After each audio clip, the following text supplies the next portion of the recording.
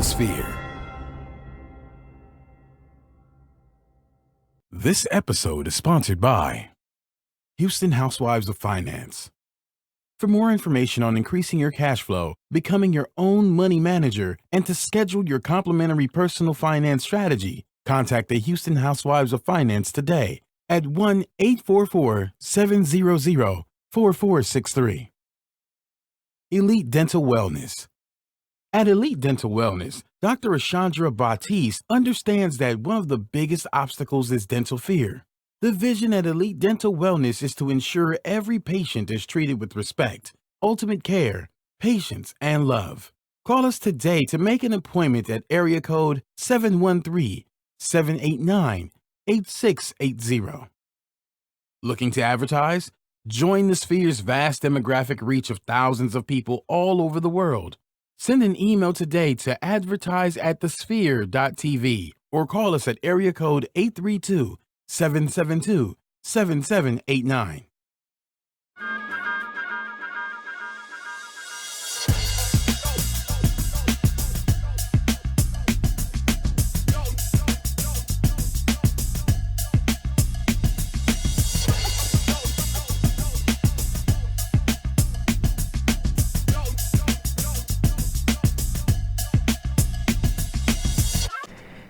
Hello, everyone, and thank you for joining us for Society Now, a show that endeavors to bring you riveting content that is ensured to excite, inspire, and enrich dialogue. My name is Kira Laws, and you can follow me on Instagram at TheModernDayCindy, and I'm happy today to have my handsome co-host. Yo, what's going on? This your man, Caitlin Laws, a.k.a. Senior Wapo. Thank you for tuning into Jesus for Gentlemen. Do me a quick favor. Go to Instagram, go to Twitter, go to Facebook. Type in SENORGUAPO 713 and follow me. That's Senior Wapo 713. Give me a shout and holler at me. Let me know how you're doing. So glad to see you in the studio, Mrs. Laws. Hey. I was gonna ask a question, but I felt like it was because it was an open question, and I was gonna get a really crazy answer. I'm almost certain, so I'm not. No. I'm curious. No. You've piqued my curiosity. No. It's Monday, and I have the case of the Mondays, so I'm still not necessarily ready for the week. I'm trying to feel rejuvenated, and I'm just excited that we're able to do this show one more again. So there's a lot of things happening in the society, honestly, and I mean it's the way our community or our society has been evolving. It's something new every week, every day. We hear a new story. Nothing seems to shock or surprise. So I know you know about this particular story, and it's going to affect a lot of people wide scale. We're going to continue seeing stories like this, and it's something that happened out of Morehouse. Yeah. Okay, so Morehouse College is considering establishing a transgender policy. Now, mind you, Morehouse College, if those who are watching don't know, Morehouse College is an all-male institution, has been an all-male institution since its inception. Mm-hmm. The same that goes for Spelman. Mm-hmm. Spelman is an all-female institution. Mm-hmm. So as an all-male college, they're considering to look at a policy that will admit transgender persons. So the question there then becomes, should they admit students that self-identify as being something other than a male? Right. It's that, but it's also if you are already in. The biggest thing is if you are already enrolled, mm-hmm. and you're a man, you're already enrolled, and you decide while you're in school that you want to transition into being a transgender woman. Should you be allowed to remain? Right. You see what I'm saying? Because you've incurred debt at this point. You've taken classes. You know, you've bonded with your classmates and your teachers. You and I, we both had the pleasure of going to HBCUs, and we know that that's a big part of. I mean, that's a big part of college, right, but also HBCU specifically, because we both have gone to PWIs as well.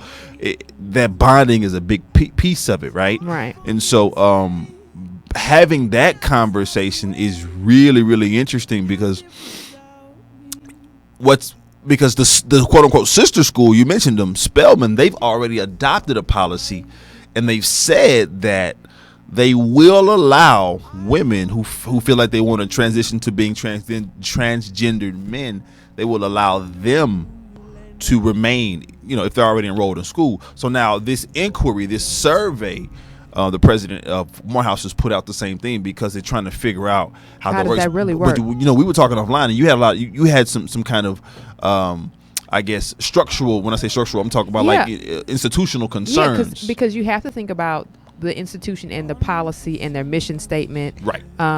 And of course, again, like I said, this institution has been around for a long time.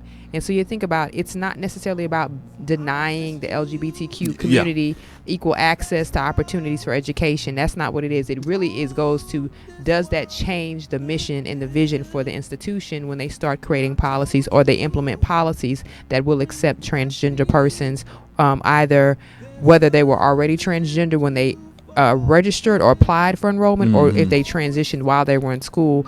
And there's a lot of things you have to consider when you have this conversation, because it's not an easy conversation to have, because it's easily, especially now we're highly sensitive in our community right now, highly sensitive in our world right now. And so sometimes saying no makes people think that you're meaning, I don't accept you. Yeah. And it's not always a non-acceptance of the person. It might be just trying to keep the framework of the institution. And at the time, I don't think the institution had anything to do with not accepting persons in the LGBT community or persons of the opposite sex per se. It was just trying to keep some alignment. Yeah. So from a policy perspective, it does create a conversation about how do we encourage enrollment into this historically all-male institution, because that's part of the history. That's part of the legacy. Part of the legacy. So, there's this thing, and for those of you who are listening and watching who may not know, to some it's common knowledge, but there's this kind of, for all intent and purposes, for kind of a Superman kind of deal, and it's called a Morehouse man, right? The Morehouse man, and it's one of those things that it's interesting. How do you? The Morehouse men who have graduated, the alum, because this survey was put out to alum, right? Which is all men. And this survey was put out to current students, right? All men. All men. Right. And so we know with public institutions, the alumni is really, really strong.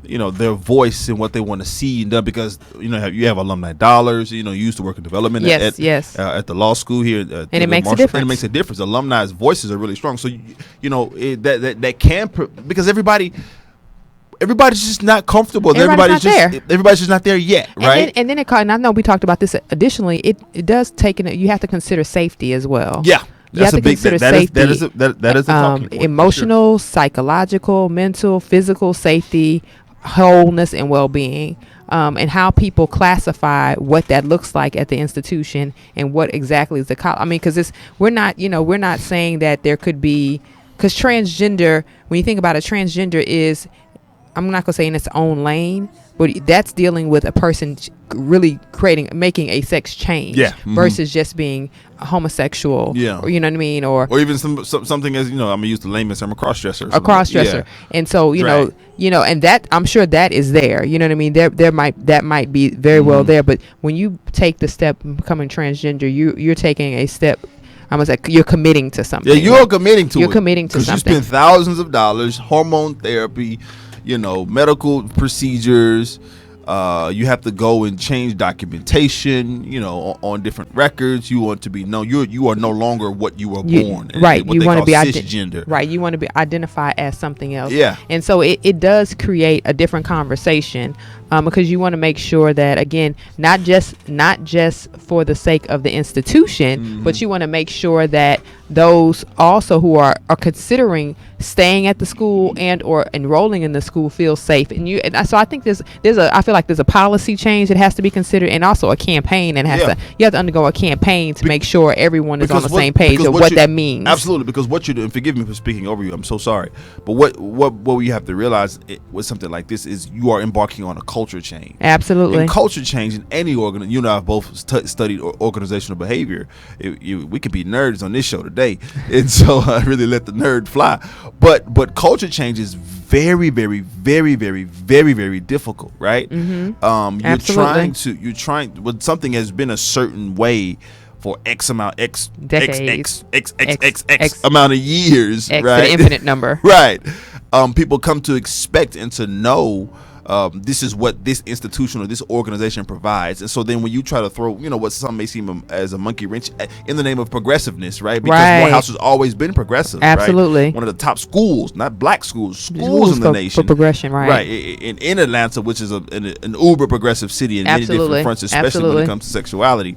When you have that discussion, it's you still kind of going along with that culture change, and that can take time. That can be arduous and really an uphill battle. Well, so it's interesting. Yeah, and I don't.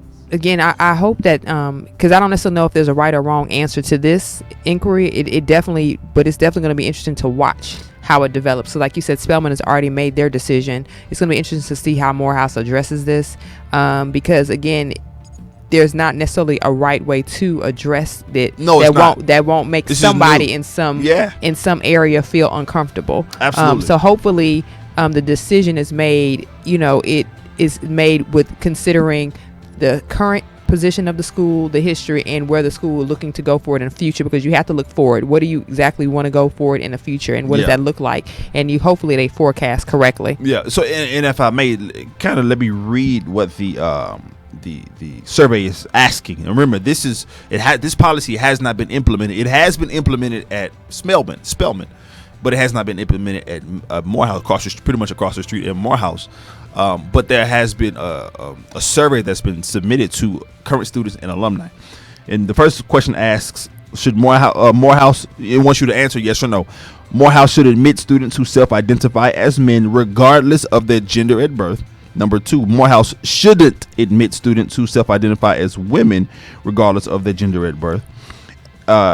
Number 3, if Morehouse students transition from man to woman while at the college, the student should be allowed to continue their education and graduate from the college. Number 4, does a policy that expels a student who transitions from man to woman align with the mission of the college? Number 5, does a policy that allows a woman to graduate in line with the mission? Does a policy that allows a woman to graduate remain in line with the mission of the college? So, and it's interesting because Morehouse, or I keep going back to Spelman because there's precedent now. That's the reason I keep bringing up Spelman.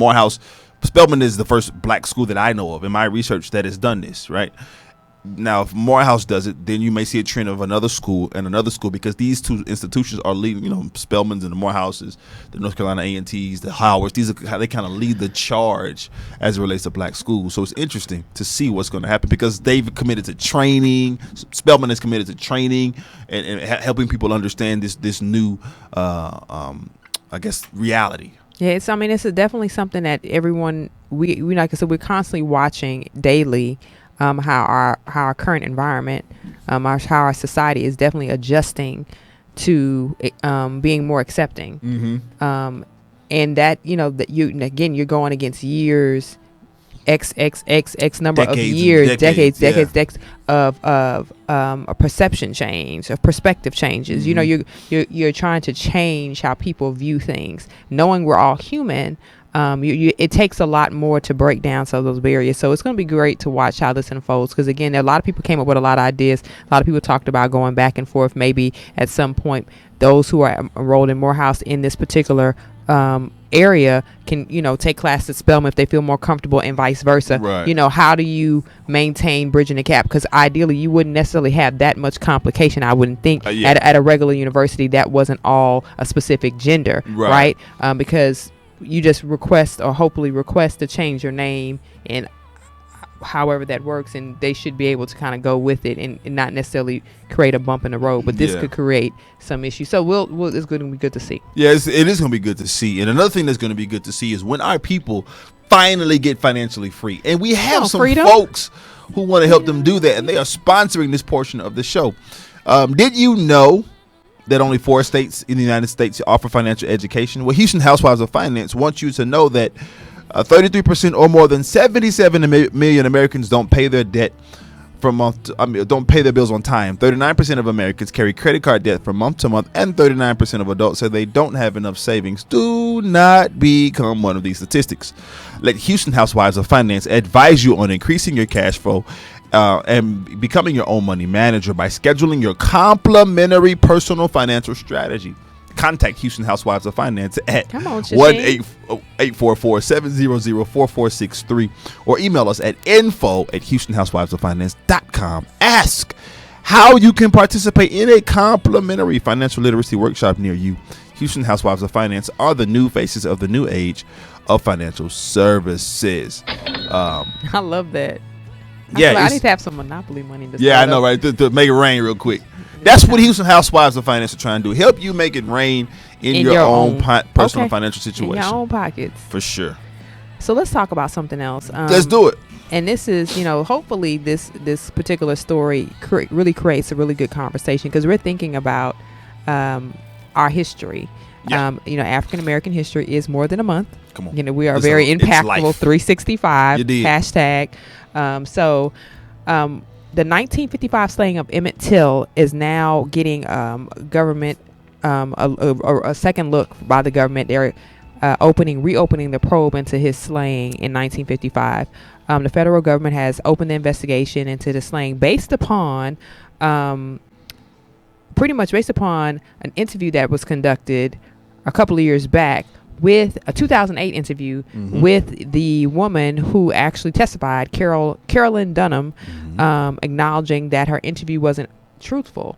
And pretty much she is the woman who said that he had been inappropriate with her. She told her husband, and her husband some days later, I think it was 3 days later, with some other men, attacked the boy and killed him.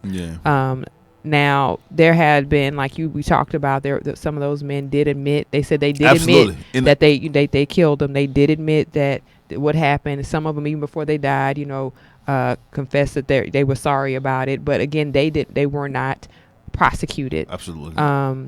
So it's going to be interesting to see how this works, because she's 83 years old now. She is not dead. She actually is very much alive, y'all. She's 83 years old. So this is 60 years later, discussing what the fate or how this particular probe should turn out. Some people are very vehemently for her being prosecuted, serving time, whatever that looks like. Some people are like, well, it's water under the bridge. So much time has passed. What is the proper way of handling a situation like this? Gosh, this is so polarizing and so difficult, because number one, the Emmett Till case was the case that sparked our civil rights movement. It was the case that there had always been smaller movements, going on around the South, but it was this case that said, okay, we had enough. And the mass organization that came from the Southern Leadership Conference, and they came from the Freedom Riders, and they came from Dr. King and all of our heroes. This was the case that they rallied behind and said, we can't deal with it anymore. The foresight, let's shout out to Emmett Till's mom, the foresight that she had to put his open casket on display. That changed for the world nation to see, the complete disfiguring of this 14, 15-year-old boy was her foresight was nothing short of divine. But how do we handle it? It's very, very difficult. How do we handle this new place we're in?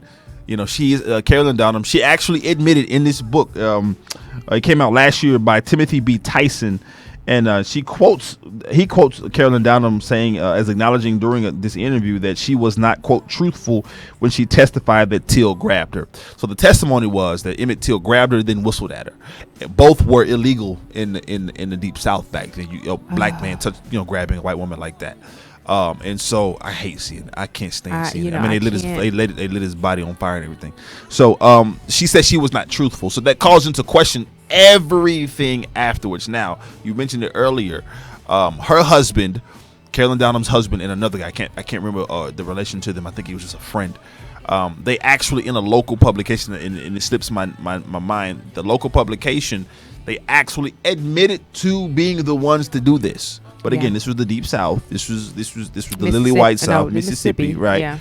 And nobody was going to say anything. People, those who were in power, were on their side. He should not have done. That's what kind of what was said. So how do we handle it? I don't know if prosecuting her What is that gonna do? It's hard. It's really hard for me, right? Yeah. It's really hard for me personally because you do want retribution, not necessarily retribution. No. The family probably wants retribution. You do want retribution. You do want some sort of resolution. You do want things to happen in the right ways. People need to pay for their sins and their actions.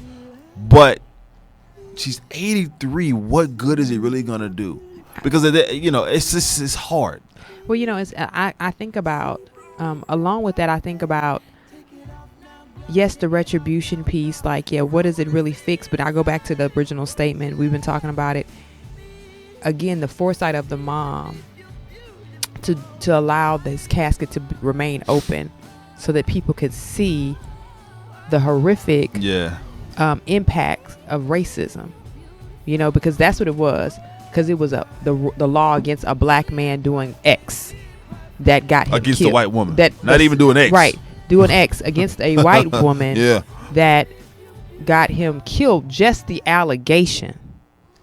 And so it's kind of like, yes, it did help launch the civil rights movement, which we're now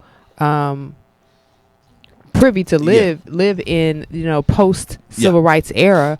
Had it not been for this young man, God, I had not been for this particular case, it's kind of like, it's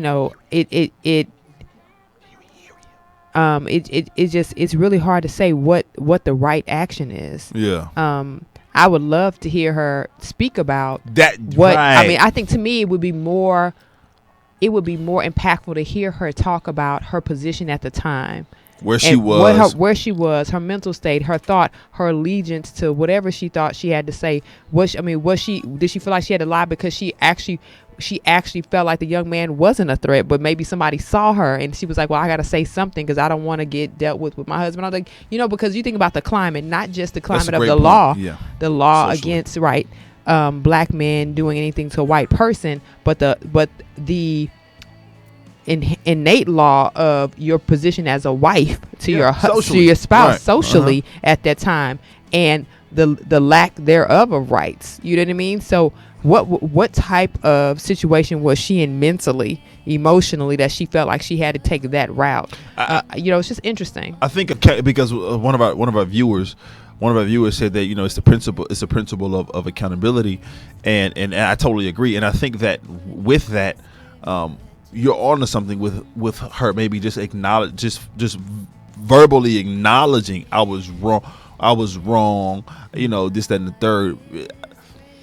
People aren't looking for the death penalty for an 83-year-old woman. They're just not. You see what I'm saying? They're not looking for the death penalty unless you're Bill Cosby. They're not looking for you to go to jail in your 80s unless you're Bill Cosby. But I'm sorry, my pettiness. Oh my gosh, it happened just now. But I'm just saying, so it's one of those things that is real difficult, man, because that's a great point about the social climate of where she was as a woman. As a woman in the community. Like, what if, because I think she about may this all not the have time. even been bothered by That's what I said. I don't she think. May have even liked I really think that it might have been a situation where she might have been just exchanging pleasantries with a young man because he might not have known, right? Like it was illegal, blah, blah, blah. Yeah, he might have been, hey, how you doing, ma'am? How you doing, whatever. And somebody might have saw her out the window, saw it and was like, I'm going to tell her husband. But before he tells, I'm going to tell. I'm gonna say that he did, just and not thinking it would to save herself and see how far it went. And that's the bad thing about lies, right? Because they go on so long, or they extend so far that it causes damage that you can't even imagine. So, God, I do understand it's the principle. I totally get that it's principle, but that accountability could be shown by just admitting it, and having a conversation with your counterparts and talking about the effects of racism and the effects of racism and the effects of social inequality, the effects of all these things and how it still is impactful today. Like, I would love to see that conversation happen as well, because that's a conversation. Let's just bring it full circle, because we are not that far removed from this, right? No. I mean, what happened 50 years ago? 60 years ago, 60 years ago, but it's still happening today. 63 years ago, right. We're still seeing black men slain for stuff when they are not necessarily in the wrong, and our laws are protecting those who've done it. Yeah. So right, yeah. Yeah, no, for so, sure. our laws are protecting those who are doing the slaying, and it's public you can call it public lynching or whatever, but it's happening. So it'd be interesting to see how this happens. Again, I don't necessarily know if I want to see a 83-year-old woman go to jail, but I do want to have the conversation, and I do think it's a conversation worth having. Yeah, no. I think that everybody needs to hear the conversation as well, because Right. I think it will help slow down or stop, put it into some of the stuff that is still prevalent in our society. Yeah, and one other thing, we have to also keep in mind the family of the Till family and his ancestors. That story was passed down from generation to generation, and so I'm sure they want to see something done as well.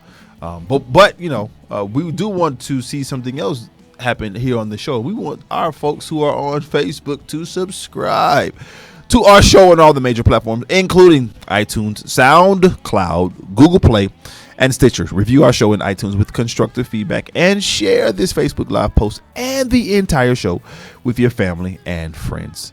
And donate to our mission to bring enriched and inspiring content each and every week. You can donate at www.thesphere.tv/donate. Shout out to Jeff and Artist Walker. Mom, appreciate you guys tuning in. And make sure that you are subscribed on the website so that you can get the rest of the show. We'll see you next time. See you.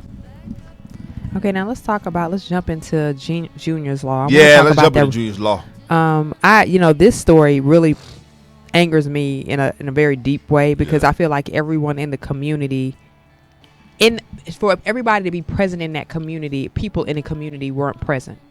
They were more so focused on getting the video or protecting their own, that they didn't think enough about protecting a life. This young boy was being chased down, right? People saw him being chased into a bodega, was not offered help. Once he was injured, was not offered help. Once he was bleeding on the sidewalk, police officers saw him, did not offer him help. The community failed him. I think the community failed him. I think the bodega owner failed him. I think the community at large failed him. I think somebody at some point, we still keep saying the story, somebody at some point had an obligation and to actually pick up a phone and call 911 when they saw him being chased. Even if you're not sure what's going on, just step in. You know what I mean? I feel like one person against 5, that's too many people. You know what I mean? I don't clearly something is not right there. And he was obviously young, a little boy. Yeah. Teenager. So I feel like somebody should have intervened and said something. So this particular law is aiming to prevent another instance of violence that killed this young man on June 20th. This law will hold that business owners will hold business owners and their employees who encounter a situation involving a minor who has been abused or in danger. It will hold them with a duty to help. Yeah. Now, this is interesting because in law school, one of the things we talk about is there a duty for certain things, right? And the rule is it's only a duty if you're acting in your official capacity, right? A duty to help. So, for instance, if I'm a doctor but I'm on vacation, I don't necessarily have a duty to jump in the line to help somebody if I see something happening, right? But once I jump into that stance of helping, then everything that happens after that is on me, right? I'm responsible. This is actually saying the complete opposite. No, if you see something, it's like you see something, say something. Once you saw this happening, your responsibility was to help that boy. And just watching that, I don't know. We have to do better. Yep. So Junior, you're right. And so to dig in a little more in a way that they want to do better, they're creating what they call safe havens for endangered children's zones, and these legislators are requiring small businesses to be a safe haven for minors who are in danger or seek help. Introduced by Senator Luis Sepulveda, who's an assemblyman, which is like a city councilman, Victor Pachardo. It wants to the bodega. It wants to kind of. It wants to require, if I remember the article correctly, it will require all businesses to have like these really souped up first aid kits, right? Number one, it was requiring businesses to kind of have a network in the community for children to pass through safely, sort of a neighborhood watch kind of deal on steroids, if you will, because you know, in these neighborhoods, it's difficult because we've become so desensitized to acts of violence and almost used to them via entertainment, right, and via real life. You know, seeing stuff on Facebook. You know, people get shot on Facebook and stabbed. I'm not even talking about what our little brothers, our black and brown brothers are enduring at the hands of police officers. I'm talking about period. Like, I've seen just in general, just, you know, people are fighting, and we saw all these knockout compilations, video games, and these games that we play, and running into people's cars and all type of stuff. We've been so desensitized to that it becomes, let's get the story and let's go viral.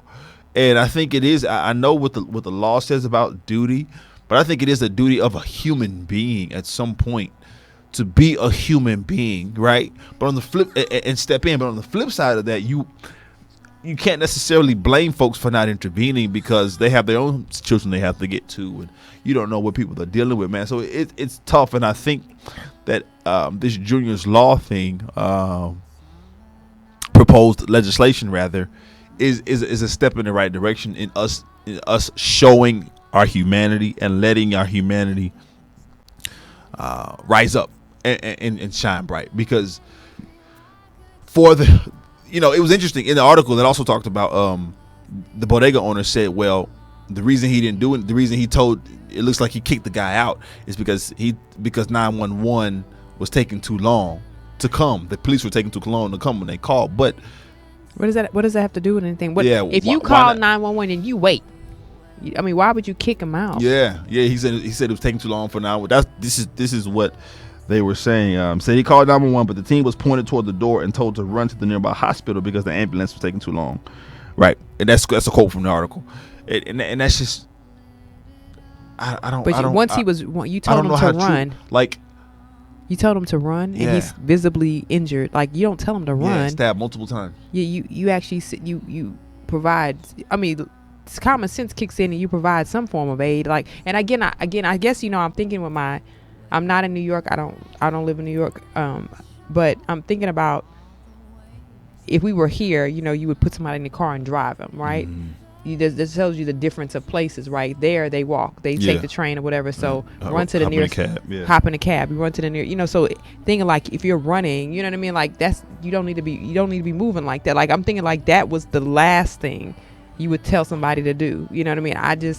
It really, honestly, it's just really unfortunate. Every time I think about, I mean, it seemed like during this particular week, it was a series of unfortunate events that happened.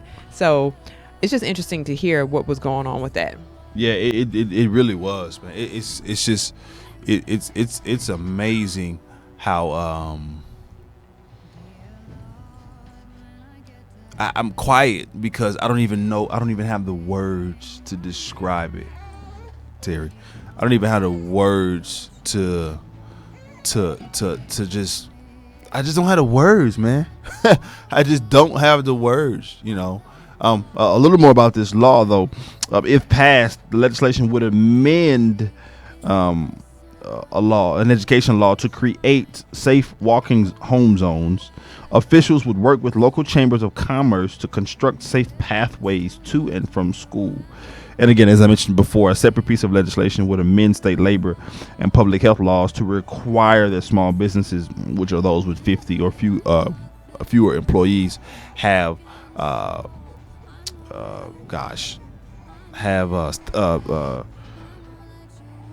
first aid kits. I went blank for a second. have first aid kits. So it's something that we need to watch. Junior's Law is something that I think it can set a precedent in other states around the city. I mean, around the country, other cities and states around the country.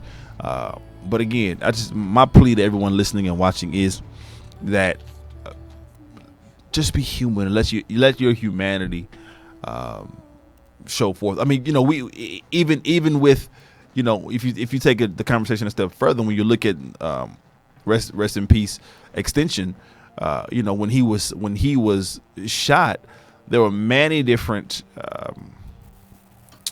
medical personnel who said that, there could have been some sort of care administered to him that possibly could have saved his life, but people just kept recording. They kept recording. They kept recording. They kept recording, not even checking his body, checking for a pulse, seeing if he needed anything else. In this whole, I want to go viral and I want to document everything. Documenting everything is good, but sometimes you have to be in a position or be in the mindset, right, to help. You don't know what could have happened. You don't. And there's so many different laws. You don't want to you don't want to tamper with a crime scene. You don't want. And I get all of that, but I'm just speaking as a father and as a citizen of this earth, man. I just think we need to employ a bit more compassion when it comes to helping our brothers and sisters. That's just me. That's just me. But let's move forward. So, let's talk immigration for a second, okay? And with immigration, we have a lot going on, especially here in Texas, on the Texas border, with a lot of the children trying to find their parents and being deported by themselves or being put in lockup as minors. Well, currently now we still have about 2,500 kids, 2,551 to be exact, age 5 and over in government custody who could be eligible for reunions. Officials wrote they explained in a court filing on Friday, the reunion of those children with their parents will occur in 6 to 8 designated immigration and customs enforcement facilities, according to the filing. And officials will use new streamlined vetting processes to facilitate reunions by the court-ordered deadline of July 26th. In a statement following the filing, HHS, the Health and Human Services Department, noted that the number could fluctuate as more is learned about the parents of those children and whether they are eligible to be reunited. Quote, this number represents the total possible cohort of minors who could potentially be subject to the court order based upon past experiences. Includes a significant number of minors who cannot or should not be reunited with adults in question, end quote. This is Evelyn Stauffer from Health and Human Services said. So we still have over 2,000 children. Now, mind you, this is 2,000 children ages 5 and under. So there are more than 2,000 children, right? But this is 5 and under who still are who are not with their parents. And it's very much a difficult thing to see and a difficult thing to endure. And just, I got a 2-year-old and I have a 2-month-old, almost 3-month-old. And to think about them being in a situation like this by themselves, right? Where there are reports of children not being bathed properly, children having lice. There are reports of being drugged, violence happening to them. It's just, and they're 5. They're under 5, right? They barely can go to the bathroom by themselves and wipe themselves good. They can't feed themselves. They can't, their understanding of the world is as what a 4 or 3 or 5-year-olds would be. And so for them to be without their parents, is something that's difficult, regardless if their parents did something wrong or not, regardless of what you feel about immigration. I think human rights trumps. I'm not going to say trumps, but you have to use a lot of discretion at this point. And so, again, the number, you heard the number, it's 2,551 immigrant children, ages 5 and under. That's the key right there. Over 2,500. So it's an amazing thing to talk about. Another thing we need to talk about is, we've had these stories that are kind of difficult, and they don't make you smile. They don't make you happy. They don't make you feel good. But you need to smile anyway. You need to smile anyway, and you need to smile again. And if you're having trouble with your smile, contact Elite Dental Wellness, because they are sponsoring this portion of the show. At Elite Dental Wellness, our vision is to create a welcoming practice that will offer exceptional dental care and a lifetime of dental wellness. We are committed to the finest possible oral care and the overall health and well-being of our patients. Elite Dental Wellness is built upon the foundation of integrity, expertise, and service.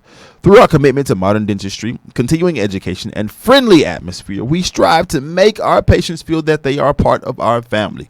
Dentistry can be scary, daunting, and uncomfortable. Dr. Batiste and her team work tirelessly to ensure your comfort.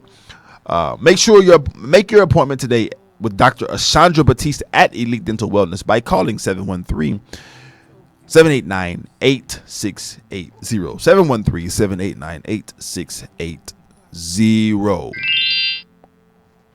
That's the, you know what? You know it's dope when your sound has a smile. You understand what I'm saying? When your sound, well, I mean, I said that wrong. Let's flip it back. You know it's dope when your smile has a sound. And that's what we want you to achieve. We want you to smile. We want you to enjoy life. Even though you got, you know, crazy stuff going on at the border and people acting a fool, still smile, because sharing that smile with someone can really brighten their day, and you never know what it might lead to. You just never know. So another thing that makes me smile is black magic. Now I don't mean that dark evil stuff now, okay? I don't mean that kind of black magic. I mean when our people, when our black folks who are called by name, who will humble themselves. Glory. Okay. No. That's Bible. When our people are doing great things and providing pathways for dopeness, right, Gira? Absolutely. So Queen Latifah wants to make sure that female filmmakers are getting a chance to to tell their stories. The actress and musician, she's 48 years old, y'all. So come on, Dana. She's 48 years old. Dana Owens is participating. That is Dana Owens, right? Yeah, Dana Owens. That's a government. I'm like, let me make sure I'm not calling somebody else's name. No, so she's 48 and partnering up with Procter & Gamble. We know P&G owns everything, y'all. Yeah, and to launch the Queen Collective, an initiative aimed at helping more women step behind the camera. Latifah tells People magazine that she felt compelled to start the program after her own challenges in Hollywood as a woman of color facing prejudice. And I'm sure her prejudice came in a lot of different forms as well, right? Because it's one thing to be a woman of color, it's another thing to be a woman of color that doesn't fit the schematic of Hollywood. Oh, right? Absolutely. So, and you know, and Queen has been very consistent with her brand. She's had Queen Collection makeup. She has Queen. I think she has Queen undergear. Yeah. You know, so Queen is very, very consistent with branding herself, but she's also been consistent with being multifaceted within the genre, within the space, right? Simply because, you know, she started off as a hip hop artist, right? But then she's produced records. She has her own label. She's had her own label. She had her own film production company, right? She started in a number of different films, in a number of different genres, whether it's Black Hollywood, whether it's, you know, traditional Hollywood. She's done Broadway and off Broadway things. You know, there's nothing pretty much that she hasn't done in the field, and so for her to really be able to partner with somebody as strong as Procter & Gamble, like you said, they own them and Johnson & Johnson and the Walton family and Coca-Cola. They own about half of the businesses in the world, seem like. You know, they own everything, but she's partnered with them, and it's phenomenal. She says she thinks it's a continuing narrative in Hollywood, unfortunately, and she wants to change that entire narrative, and that's the stigma that black folks don't create great things, right? We want to even the playing field a little bit. Partnering with P&G for the Queen Collective has been an amazing thing. This is kind of a one step of the plan to make things a little different. You know, we're talking about equity, we're talking about equality. They are different when you talk in socially, equity and equality. We don't have time for that, but trust me, they are different. And she's trying to just level the playing field. And shout out to Queen for that, man, for really looking out for black women, especially in Hollywood. So, another initiative we need to chop it up real quick about is affirmative action. The Trump administration said last Tuesday that it was abandoning Obama administration policies that called on universities to consider race as a factor in diversifying their campuses, signaling that the administration will champion race-blind admission standards. So, President Obama really did a huge push, and it was before President Obama, really was. But I mean, this administration makes everything that they don't like President Obama's fault. But President Obama did do a strong push for affirmative action in terms of allowing minorities to get accepted into different schools across the country that traditionally they don't have the opportunity to. And so they released a joint letter from the Department of Education and Justice, and announced that they have rescinded 7 Obama-era policy guidelines on affirmative action, which the department said, quote, advocate policy preferences and positions beyond the requirements of the Constitution. So what they're really trying to say there is the Constitution does not, what they're insinuating is that the Constitution from a policy standpoint does not talk about race, but it talks about more about citizenship. Well, therein lies the difficulty and kind of the rub, so they say, because in order to be a citizen during the time that the Constitution was written, you had to be a white man. So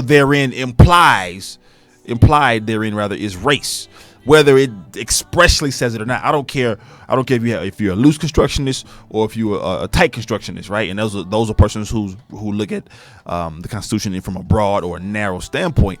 It doesn't matter. Race is talked about, not explicitly, but implicitly when you start talking about being a citizen, because of the 3/5 compromise, right? Because in order to be a citizen, you had to be a white male back then. Now, obviously, the Bill of Rights and all things change over time, but even still, you cannot negate that is the historical fact and the historical backdrop for which this thing allows. So, in order to say. So when you look at schools that historically don't accept an equitable number of minorities, I'm not saying black folks, just black folks. I'm talking about Asians. I'm talking about Latinos. I'm talking about, you know what I'm saying, Native Americans, which this baffles me that they are a minority, but that's a different conversation. It's just unfair. It's flat out unfair. And so to rescind these policies, really puts minorities at a huge disadvantage. Education Secretary Betsy DeVos, in all of her brilliance, and I say that facetiously, wrote in a separate statement, Supreme Court has determined what affirmative action policies are constitutional, and the court's written decisions are the best guide for navigating this complex issue. Schools should continue to offer equal opportunities for all students while abiding by the law. And the opportunities are still being offered equally, even under these affirmative action policies. So we have to really watch it, because when you think about affirmative action from a holistic standpoint, affirmative action historically and even now has benefited white women better than it has benefited anyone else. This is not a claim. This is a fact. You do your research. A highly anticipated case is pitting Harvard against Asian American students who say that one of the nation's most prestigious institutions has systematically excluded some Asian American applicants to maintain slots for students of other races. The case is clearly aimed at the Supreme Court. So that's one case that's problematic, right? The whole issue of using race in education and being looked at with a new eye in light of the fact that it's not just white students being discriminated against, but Asians and others as well, said Roger Clegg, the president and general counsel of Conservative Center for Equal Opportunity. As demographics of the country change, it becomes more and more problematic. There it is. As demographics of the country change. So what you're saying is white people become a smaller number. That's really what's implied with that. I'm just going to be the petty today. As white people become smaller, we get pissed off because we don't get the opportunities that we once had. We don't want others that actually deserve the opportunity. We don't want them to have it either. This is what they're saying. This is what we're dealing with, Kira. It incenses me. But I don't know why this is not a surprise, because this is a conversation we've heard several persons in a minority and majority have, talking about what really is prompting some of this, some people call it hate-based or fear-based change in government. Hate-based or fear-based change in government. And so a lot of it is from the perspective that we're about to be on the decline, that, Caucasians are on the decline while other races are on the incline. Hence, we will no longer be the majority, and we will lose our power. So it's I think this is a last ditch effort to shift power. Facts. Absolutely. to shift power to make sure it remains in a place that is controllable. However, I don't, and maybe it's just me, maybe in my ignorance, I don't know, maybe I'm a little bit ignorant. I don't think I am, but No, I don't no, think not at all. too many minorities Not my walk baby. around here with a hate of white people. I just don't really. We not think- really what we trying to get up. We You know trying to what I mean? come I don't up. think we're trying to find ways to overthrow people. You know what I'm saying? Like, I just don't think we're programmed like that. We just really want to just live and survive. Facts. Most minorities are in the mindset of, I just want to live and survive. I just want to be in unity. And if me being in unity incites or creates fear in you, then that's terrible. Because I really feel like I have something to offer to this place we live as well. You know what I mean? So I think it's really strange that again, there's more effort being put into minimizing the opportunities for minorities, or minimizing the opportunities for, equality and equity, versus making sure that everyone starts off at the same place, which is not the case. So I just really, I have been blessed enough to meet a lot of people from a lot of walks of life, and it seems that by and large, most of the persons who are people of color do not have the issues with persons who are not people of color that I'm seeing, vice versa. It just doesn't exist. So I'm not to say it doesn't exist. It doesn't exist in the large form that maybe it's been, the propaganda has maybe made majority feel. We just don't operate like that. We just trying to survive. That's Facts. just it. That's it. That really is it. So, shout out to these efforts of, trying to undo things that I think what's going to be learned is that every time you undo it, something else happens that proves that it's not worth the, energy. Anyways, so this is this one last thing I really want to talk about. It's actually two, but 1, 2, 3. Before we get into that, let's talk about the Sphere. The Sphere. Let's talk about us here at the Sphere. Are you 'Cause we're- starting your business? Maybe you're looking for a place to advertise, or you could have a need to reach out to thousands of people across the world to build your brand or sell your product. If that's you, get your product placement and advertising needs handled right here at the Sphere. We offer a wide variety of content delivery platforms, including iTunes, Google Play, SoundCloud, YouTube, Stitcher. Plus, we have a vast demographic reach within the U.S. as well as modern countries across the globe. Our enriched content and inspiring dialogue, coupled with your strategic ad, is surely to hit the mark every time. Call us today at area code 832-772-7789 or send an email over to advertise@thesphere.tv. So listen, all you brand owners, I'm telling our producers is like shout out to E.T. That's what I call I don't us. know Evelyn Terry. Y'all better get to know. Listen, shout out to E.T. She over there killing it. I love it. Love the production value.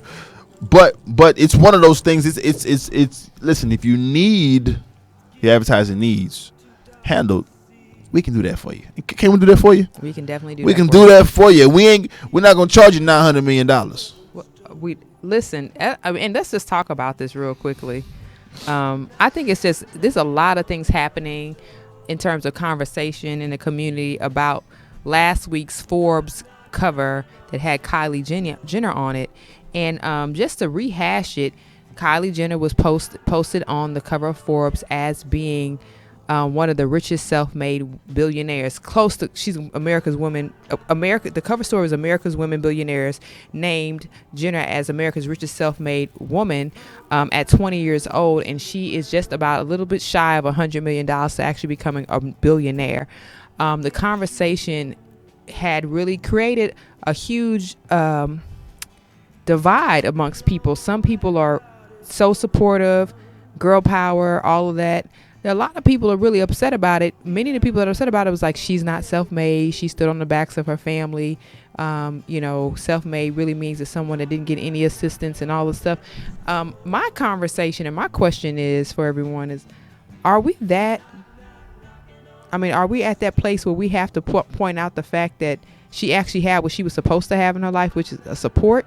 because I think that's the problem. I think a lot of minorities do not necessarily support the way we should, especially within families, to push one another to that place of success.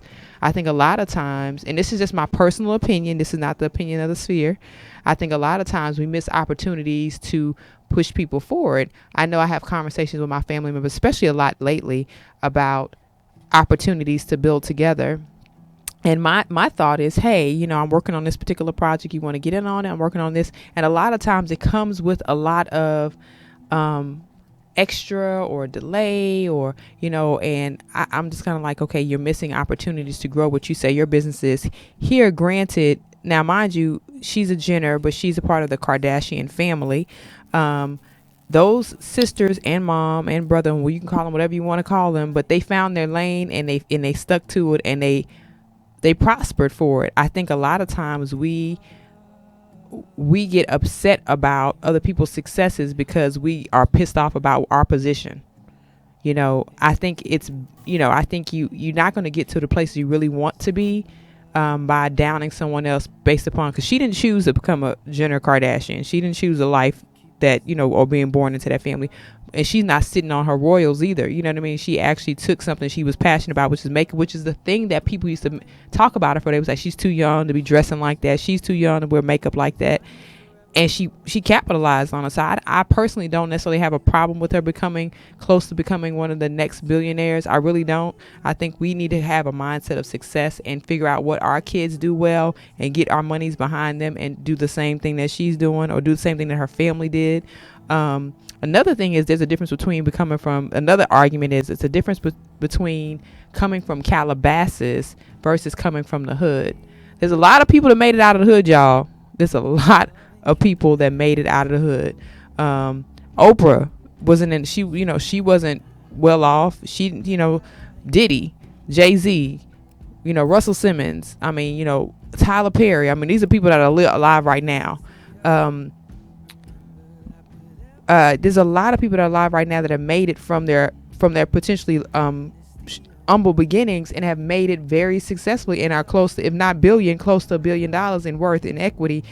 So we have to think about it from a different perspective. You cannot want success but yet, you know, spit on someone else's success. I think what we're seeing right now is people, again, I think it's just, we're seeing a lot of shade being thrown toward, because she didn't, I don't necessarily know if when she started her company, she knew that it was going to be as big as it was. She might not have thought it was going to compete, because she had a sister that was big in makeup, you know, her sister that's big in beauty. Like, you know what I mean? So I don't necessarily know if she would have ever imagined that her taking on cosmetics would be as big as it is. But I just want to, you know, I really want to give her props. I think it's amazing that at 20 years old, after just committing 3 years to it, being on Snapchat, Instagram, and having her family members wear her makeup and sending her packages to people that they knew, really helped promote her. I think that we're missing the point of what young Kylie Jenner did. The point of Kylie Jenner's success is not necessarily to make people low-key salty. The point of her success is to show that you can do it too.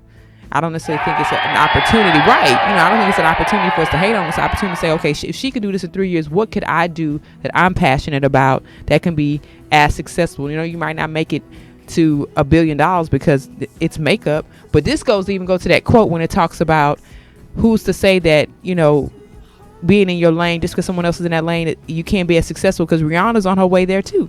Facts. Rihanna started after Kylie, but I'm almost certain that next year we're going to be hearing a similar story about Rihanna making close to that much, because again, makeup, a lot of people are selling makeup. Revlon has not gone out of business. L'Oreal hasn't gone out of business. CoverGirl has not gone out of business. Maybelline has not gone out of business. MAC is not going out of business, y'all. Right. As long as people, you know what I'm saying? So, and these companies are $1 billion plus companies. So you think about it from that perspective. You have to think about the fact that there's room for you in the lane too. So as long as you think that somebody is taking your spot, or because they named her the youngest self-made billionaire or close to being the youngest self-made billionaire, then you're missing the point of all of it. Okay. Additionally,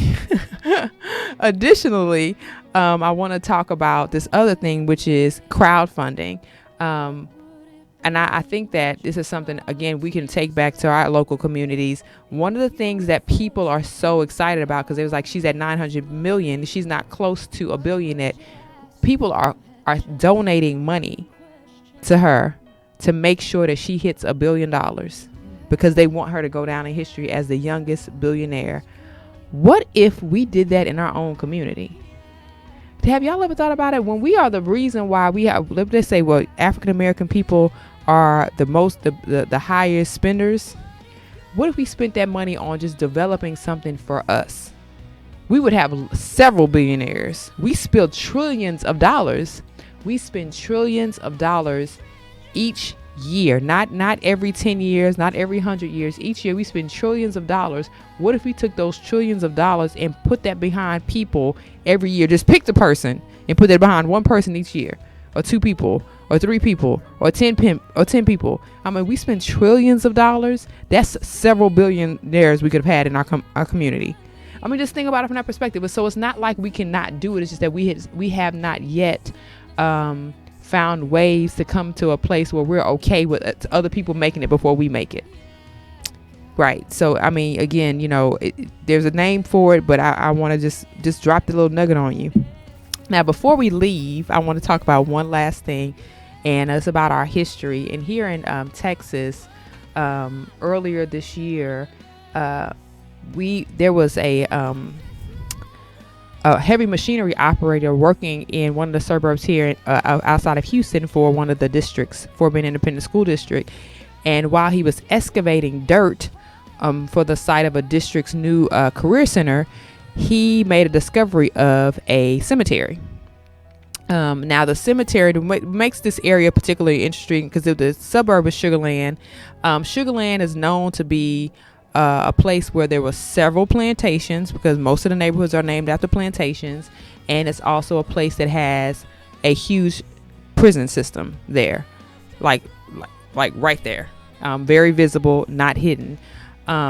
So the question now is, are those bodies from the prisoners, or are those bodies from slaves? And this also goes to the conversation about what a lot of people talk about: when slavery ended, the prison system modernization began. So they just kind of transitioned from slaves to prisoners who worked to keep doing the same thing, because a lot of the slaves in that area, a lot of the prisoners in that area really did help cultivate Sugar Land when Sugar Land was sugar fields and stuff like that. So we have to think about it from that perspective and think about what actually went on in some of our local communities. This is not the first time excavation has happened in the United States where they've dug up old slave graves, old prison graves. So it's just going to be interesting to see how the story unfolds. I know in one particular area they created a historic monument about it, but again, these are areas where they've had neighborhoods built. Now this Imperial Center, it's a new subdivision that's opening in Sugar Land, and they have a neighborhood built right there. So it's going to be interesting to see what happens in this community and how it develops later on. So that's all our digging up of history, and maybe we can talk a little bit more next week about things else that happened. We'll talk about a little bit more later on next week about things that are happening in our society. So my name is Kira Laws, and you have followed me on Society Now. You can follow me on the Instagram at The Modern Day Cindy. That's Cindy with the I, not a Y. And I will catch you next week for more riveting content.